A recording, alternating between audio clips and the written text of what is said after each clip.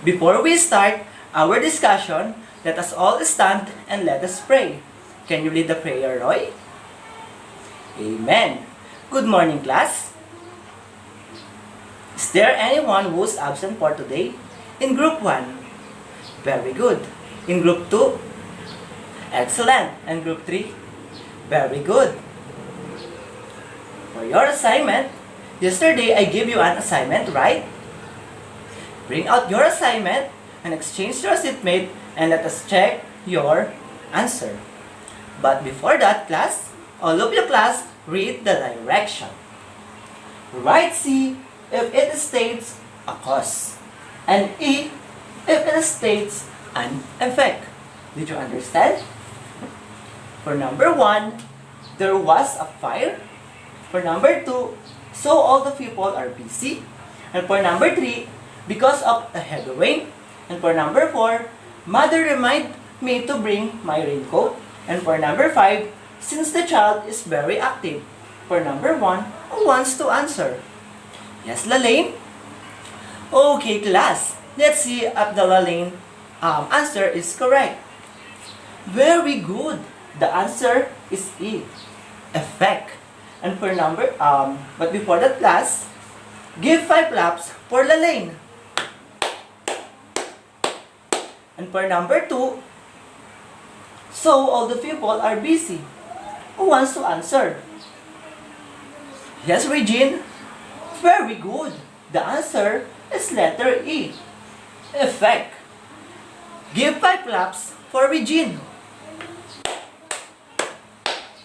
And for number 3, because of the heavy rain. Who wants to answer? Yes, Rosemary? Let's see if the answer of Rosemary is correct. Very good. The answer is letter C, because of the heavy rain. Give 5 claps for Rosemary. And for number 4, mother reminded me to bring my raincoat. Who wants to answer? Yes, Danbian. Let's see if the answer of Danbian is correct. Very good. Letter E. And for the last number, for number 5, since the child is very active, who wants to answer? Yes, Rosemary. Roseanne. Let's see if the answer of Roseanne is correct. Very good, class. C, cause. Give 5 claps for Roseanne. Count the number of the correct answer of your classmate. Are you done, class? Now, give it back to the owner of the paper. Now, class, if you listen to the discussion yesterday, who among you can tell me what we discussed yesterday? Yes, Regine again? Let's see if the answer of Regine is correct. Very good, class. Cause and effect relationship. This is our topic for yesterday. And now, class, can you give possible effects to the given effect? Yes, Geraldine? Let's see if the answer of Geraldine is correct. Very good. She bagged the gold medal. For number 2, he became thin and needed health care. And for number 3, the crowd at the airport greeted and cheered her. And for number 4, the stray cats scattered the garbage. And 5, the fire truck rushed through the highway. Class, can you give the 5 possible effects to the given cause again? The cause? Yes, Bia Joyce? Let's see if the answer of Bia Joyce is correct. Very good, Bia Joyce. Give 5 claps for Bia Joyce. Lisa ate a lot of food last night. Jerry listened very well to the teacher. During an earthquake, a building collapsed. And for number 4, they always eat a balanced diet. And for number 5, Lita graduated as a class valedictorian. It seems that you already know our lesson for yesterday.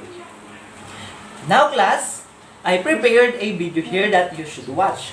What are the rules again when watching the video, class? Yes, Bia Joyce? Very good! Be quiet and focus on watching and take down notes the important details. Did you understand, class? Very good! Now, let's start watching.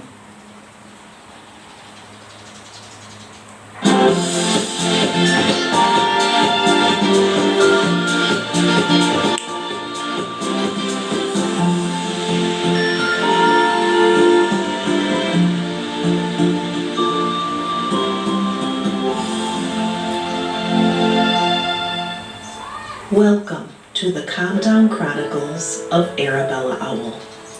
Today's story is The Dove and the Bat. One sunny day, there was a red-eyed dove flying through the sky. His name was Doug. He had been flying all across the land, from sandy deserts to lush forests.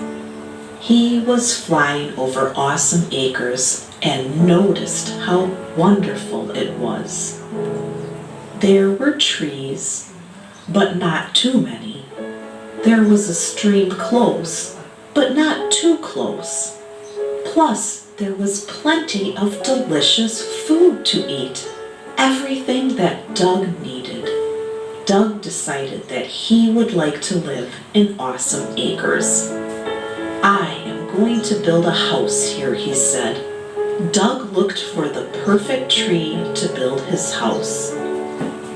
He found a big, beautiful tree, and he began to build his home. Doug worked all day. When the sun began to set, Doug headed back to his family for some dinner and a good night's sleep. That evening, a fruit bat named Bernard was flying through the clear night sky. He was looking for a place to live. He had been flying all across the land, from sandy deserts to lush forests. As he was flying over awesome acres, he noticed how wonderful it was.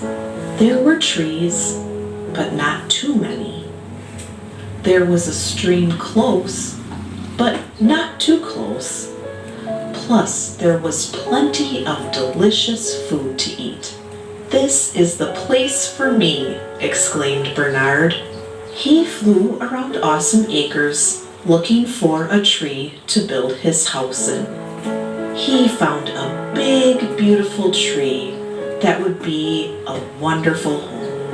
Bernard noticed that someone had already began to build a house in the tree. He yelled, "Hello? Does this house belong to anyone?" When no one answered, he decided to continue to build the house and make it his own. He worked on the house all night, and when the sun began to rise, he flew home to his family to rest. At daylight, Doug the Dove came back to work on his new house. He said, "Somebody has been helping me." Doug yelled, "Hello? Is anyone here? I want to thank you for your help." There was no answer. So Doug decided to get to work. Doug worked all day. When the sun began to set, Doug headed back to his family for some dinner and a good night's sleep. That night, Bernard the Bat returned to Awesome Acres to work on the house. He said, "Someone is helping me. I am so thankful for their help." Bernard got right to work and worked all night.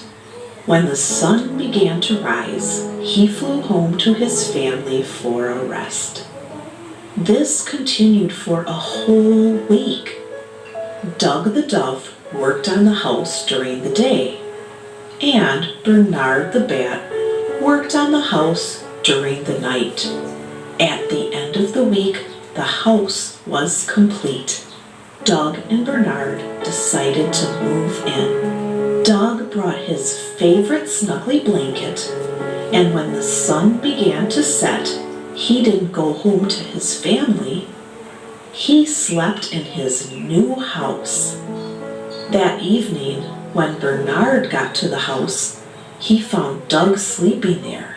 "Hello," said Bernard. "Who are you? And why are you in my house?"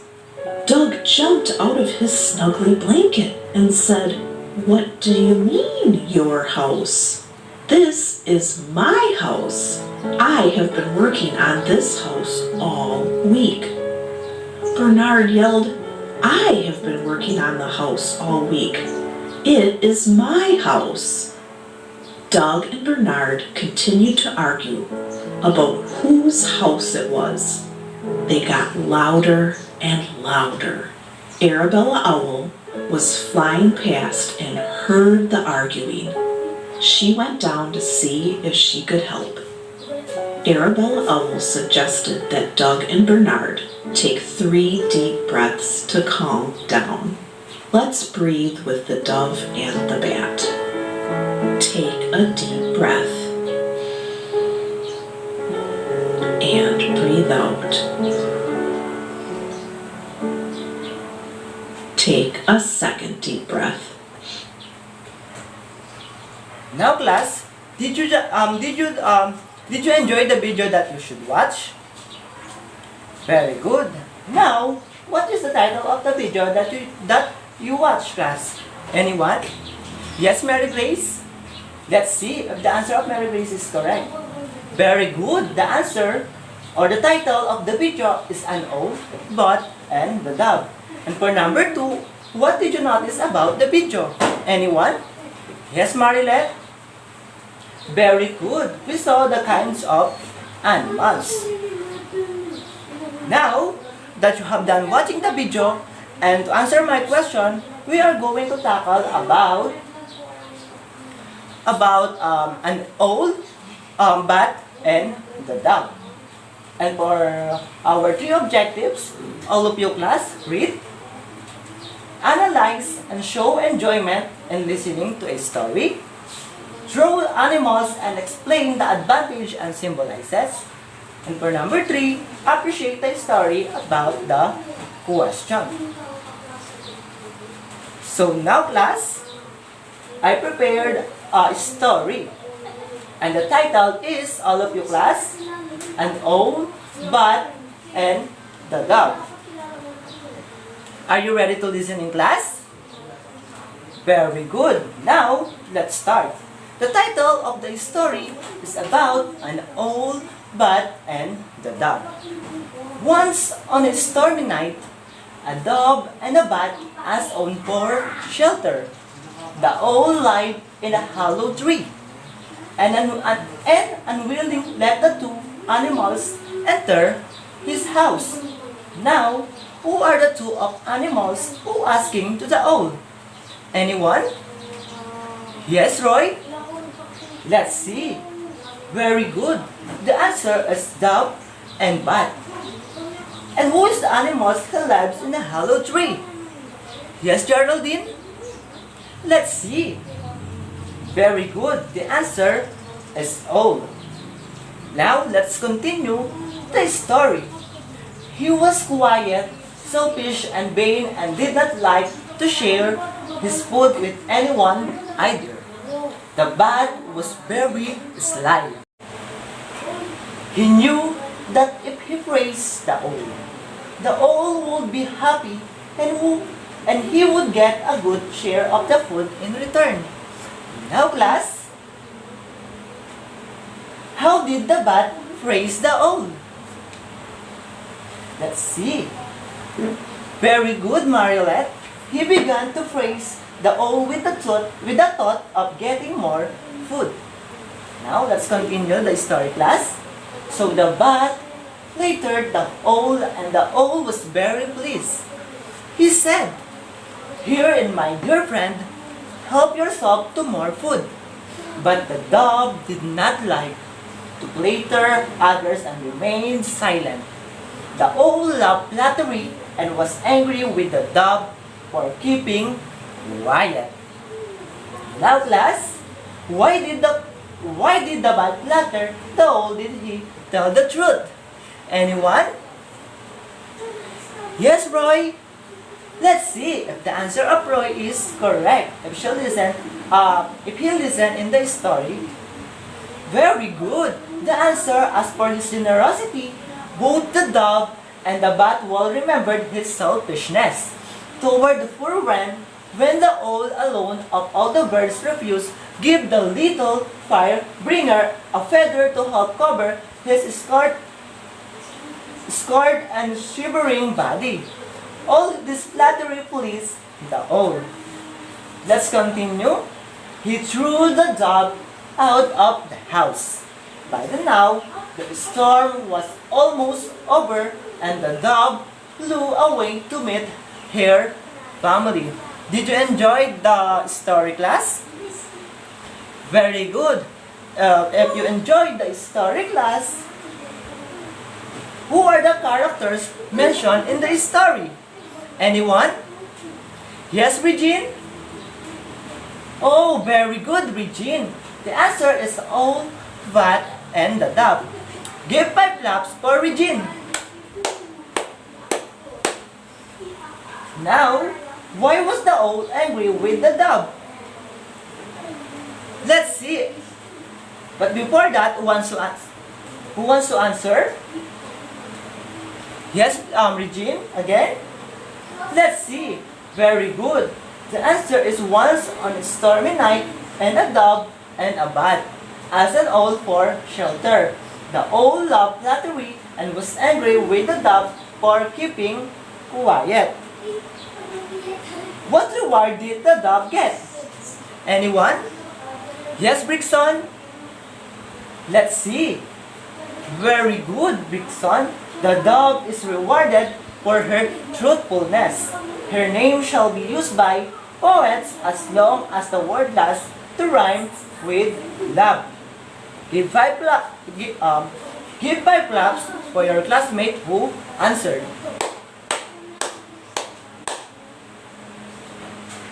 Now, for your first activity, get a piece of paper and answer the following.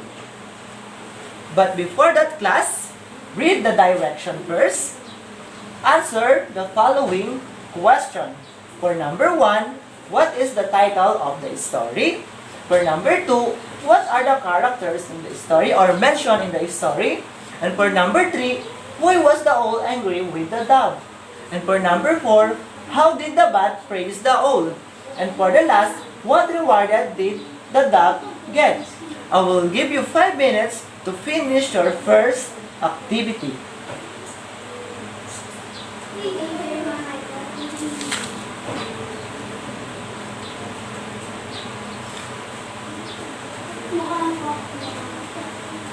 Are you done, class? Very good. Now, exchange your seatmate and let us check your answer. For number 1, for number 1, class, read all of you. What is the title of the story? Anyone? Yes, Micaela? Let's see if the answer of Micaela is correct. Very good. The answer, the owl and the dove. For number 1, 1 point. And for number 2, all of you class read, who are the characters or mentioned in the story? Anyone? Yes, Eunice, Baltasar? Let's see if the answer of Eunice, Baltasar is correct. Very good. Owl, bat, and dog. For number 2, 1 point. And for number 3, all of you class read, why was the owl angry with the dove? Anyone? Yes, Milen? Let's see if the answer of Milen is correct. Very good, Milen. The owl loved flattery and was angry with the dove for keeping quiet. And for number 4, how did the bat praise the owl? Who wants to answer? Yes, Shamil? Let's see if the answer of Shamil is correct. Very good, Shamil. He began to praise the owl with the thought of getting more food. And for the last number, what reward did the dog get? Anyone? Yes, Cyril? Let's see if Cyril is correct. Very good. The answer is truthfulness. Now, count up the correct of the owner of the paper. Give it back to the owner of the paper. Who got 5? 4. 3 and below? Very good. Pass all your paper in the front. And for your activity 2, if you listen, for our direction, all of you class, read. Write T if the statement is true, and F if the statement is false, and write your answer before the number.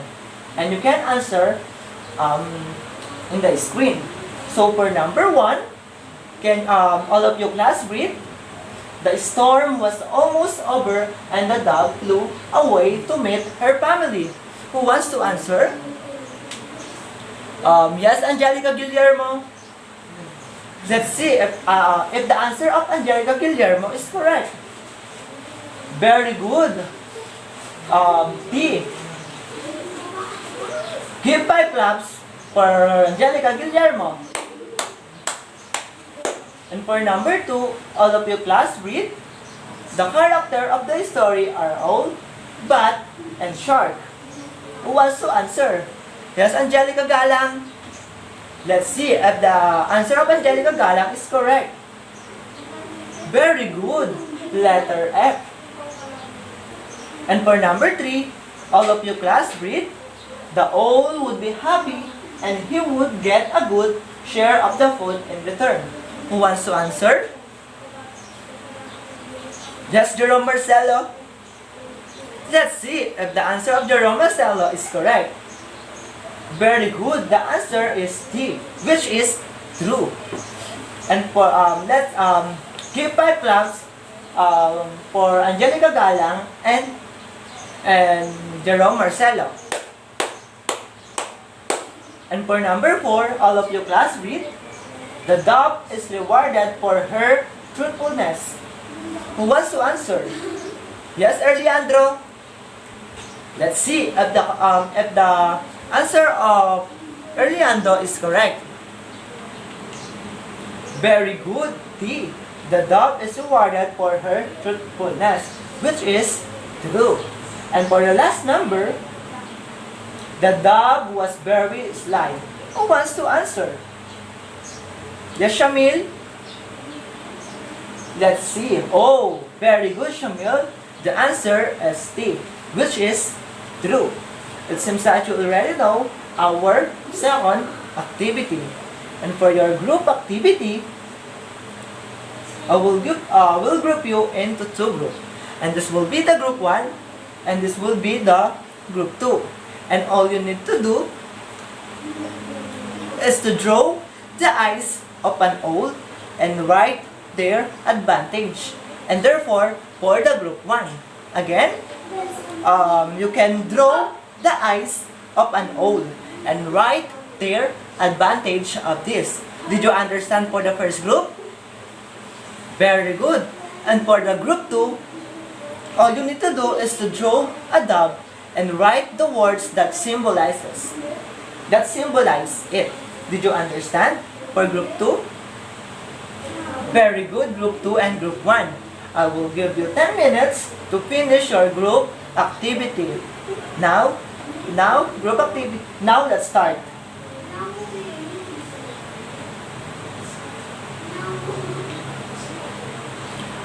Are you done, class? For group 1, are you done? And for group 2, are you done? Very good. Now, present your activity. For group 1,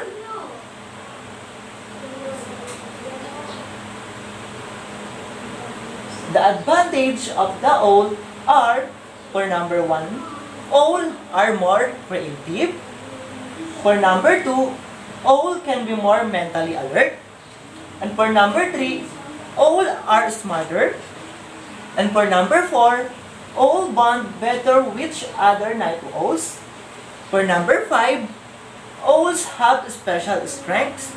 And for number 6, all parents can easily do round-the-clock duty. And this for the group 1. Give 5 claps for group 1.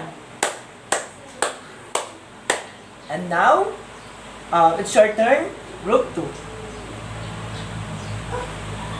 And for group 2, for group 2, across cultures, the dove represent purity, gentleness, devotion, beauty, and faith. On an international level, fish dove represent hope, peace, and that has resonated and wall across vast majority of religions and cultures. Very good, group 2. Give 5 claps for group 2. Now, class, why the stories of an old bat and the dove is important? Yes, Shamil? Very good. The stories of an old bat and the dove is important, and you have learning about in the story. Did you understand? And for number 2, stories are also helpful in our daily life. Very good, class. Stories are very important in helpful in our daily life. And you have learning from the character, especially for the dove, and they show a truthfulness to herself. Did you understand? Very good. Now, who among you can tell me what is the topic we discussed lately? Yes, Regine? Very good, Regine. An owl, bat, and the dove. Who are the characters mentioned in the story? Yes, Brixton? Very good. Owl, bat, and the dove. Why was the owl angry with the dove? Yes, Marilet? Very good. Once on a stormy night, a dove and a bat asked an owl for shelter. The owl loved flattery and was angry with the dove for keeping quiet. Give 5 claps to her classmate who answered. Now, what reward did dove get? Yes, Roy? Very good. On the other hand, the rewarded for her truthfulness, and her name shall be used by poets as long as the word does to rhyme with love. How did the bat praise the owl? Yes, Rosemary? Very good. He began to praise the owl with the thought of getting more food. Give 5 claps to your classmate who answered. And now, for your last activity, get a piece of paper and answer the following. But before that, class, read the direction first, all of you class, and circle the letter of the correct answer. I will give you 5 minutes to finish your for your last activity.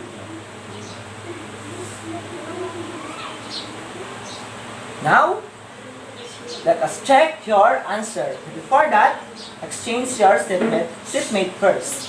For number 1, all of you class read. Once on a blank, a dove and a bat as an owl for shelter. A, stormy night. B, night. C, shelter. Who wants to answer? Yes, Lalaine? Let's see if answer of Lalaine is correct.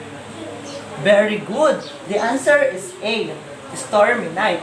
And for number 2, the owl lived in a hollow tree and unwillingly let the blank enter his house. Who wants to answer? Yes, Roy? Let's see if the answer of Roy is correct. Very good. The answer is A, 2 animals. And for number 3, he knew that if he blanked the owl would be happy and would get a good share of the food in return. Who wants to answer? Yes, Bia Joyce? Let's see if the answer of Bia Joyce is correct. Very good. The answer is letter C.